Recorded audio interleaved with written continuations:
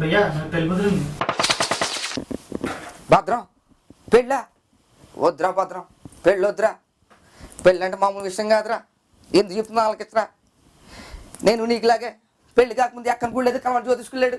కనిపిస్తున్న ప్రతి ఏదో అడగడమేరా బాబు పెళ్ళి ఎప్పుడు పెళ్ళి ఎప్పుడు అని. ఇంకా నాకు పెళ్లి కావట్లేదు కానీ బాధపడతాను అనుకున్నాను రా. పెళ్ళి ఏందో తెలిసింది, నేను బాధపడట్లేదని బాధపడతానండి.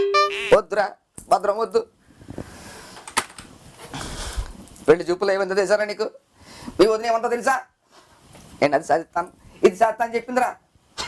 నేను చాలా గర్వపడ్డాను రా. పెళ్ళేక తెలిసింది దానికి నన్ను మా అమ్మ బాబుని సాధించి తప్ప ఏమీ రాదని.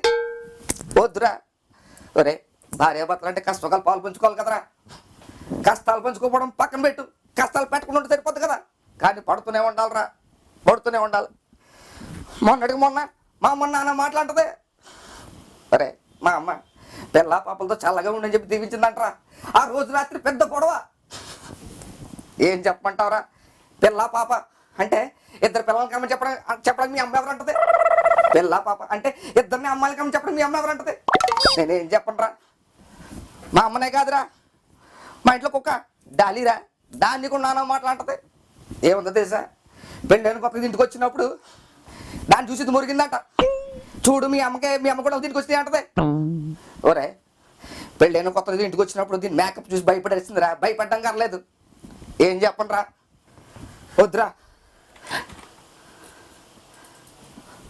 భద్రం. మన వాళ్ళు ఎవరైనా ఇంటికి వస్తే దానికి ఎక్కడ రాని నొప్పులు వచ్చేస్తారా?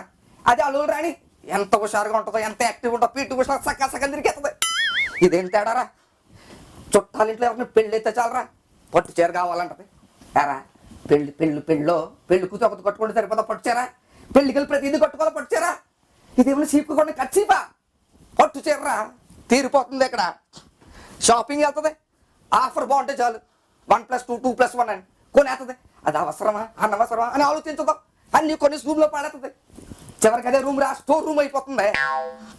తీరిపోతుందండి. నీకు అర్థం కావట్లేదు భద్రం. తెంగా నాకు వద్దురా. ఈడు ఒకడు మధ్యలో ఓరే మొన్న ఫోను అర్జెంటుగా రావాలి హాస్పిటల్కి వెళ్ళాలని. నేనేదో కంగారు పడిపోయి కింద మధ్య పడి ఇంటికి వెళ్తే డెర్మటాలజిస్ట్ని కలవాలంటారా. అదేరా స్కిన్ స్పెషలిస్ట్. ఇక్కడ ఓ పొక్కేసిందిరా. దానికి డాక్టర్ అంట.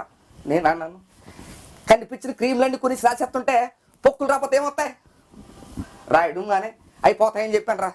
దానికి పెద్ద గొడవ. దాన్ని పట్టించుకోరు, నా ప్రాణం పోయినా పట్టించుకోరు అంటది. దాని ప్రాణం ఎక్కడ పోతురా? దాన్ని పెట్టే బాధ మన ప్రాణం పోవాలి. దానికి ఏమవ్వదు.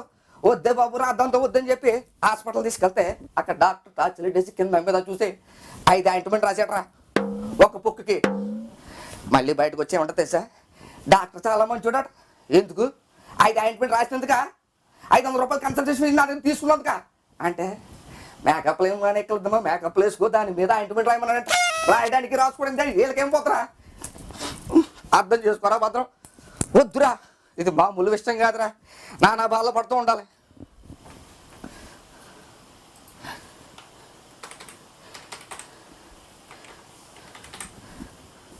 ఓరే మొన్న ఏమన్నా అంటే మందు తాగడం తప్పేట్రా. వారానికి ఒక రోజు తప్ప మందు తాగకూడదు అంటుంది. మందు తాగితే ఏమవుద్దురా? లేవర్ పోతుంది. కానీ దీన్ని పెట్టే టార్చర్ రోజంతా తాగకపోతే ప్రాణం పోయేలా ఉంది. మందు తాగకూడదు అంటది, సిగరెట్ తాగకూడదు అంటది, చేతులు తిరగకూడదు అంటది. ఎప్పుడు ఇంట్లో ఉంటూ దీని తిట్లు మాడిపోయినట్లు జీవితం అంతా గడిపేయాలంటది. ఇది కుదురుతుందో చెప్పరా?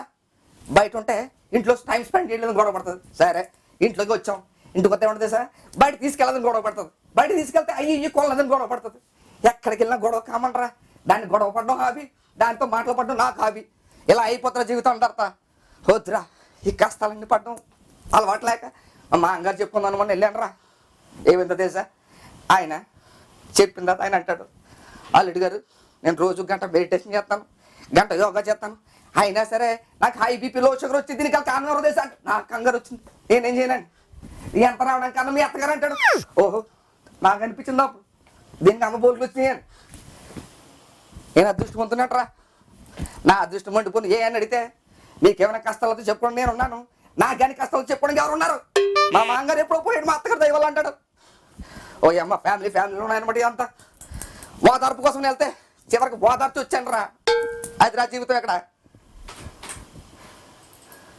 దీనికి తోడు అనుమానం. ఎరా మనం ఏమైనా అడుగులా అమితాబ్ బచ్చనా, అందులో ఏమైనా అరుణ్ సోమా కాదు కదా.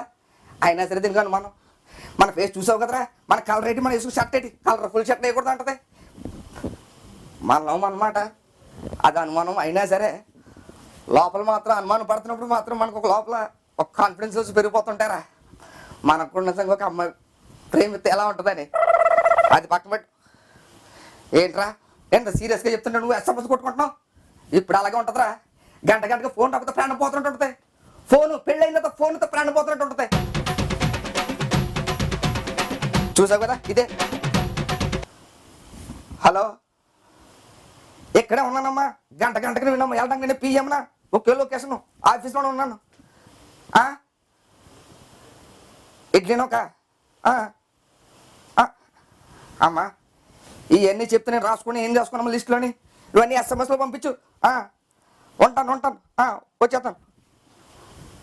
చూసావు కదరా ఇప్పుడు నీకు వస్తుంటాయి ఏమని I love you I miss you అని వస్తాయిరా. కామనే పెళ్ళైన చూసావు కదా ఏమొస్తాయో సామాన్ లిస్ట్ వస్తుంది. రోజు ఇంటికి వెళ్ళేటప్పుడు ఎన్ని తీసుకుంటే వెళ్ళాలి. నీ జీవితంలో అయిపోద్దంటే షాప్లో డెలివరీ బాయ్లా అయిపోద్ది. ఎందుకు చెప్తున్నావు ఆలకించరా భద్రం. వద్దురా నువ్వు తెంగన్నా కొడుకురా. దీంట్లో ఏంటంటే నీకు నాకు మన అందరికీ పెళ్ళి పడదరా. మన అమాయకులు మన తెంగన్నా కొడుకులకి ఏమో లపాకిలు తుపాకులు అంటే పిల్లలు వస్తారు. అదే కేట్నా కొడుకులకి సావిత్రులు సౌందర్యులు పిల్లలు వస్తారు. ఏమైనా అంటే మ్యారేజెస్ అన్బెడిన ఏమైనా అంటారు. ఏమైనా కాదురా ఓవెన్ మండిపోతుంది ఇక్కడ. వద్దురా ఒరే ఇంత చెప్తున్నా సరే వినట్లేదంటే నీ కర్మ, నేనేమి చేయలేను. ఇప్పుడు వెళ్ళిపోతావు మళ్ళీ వస్తావు అన్నా అని.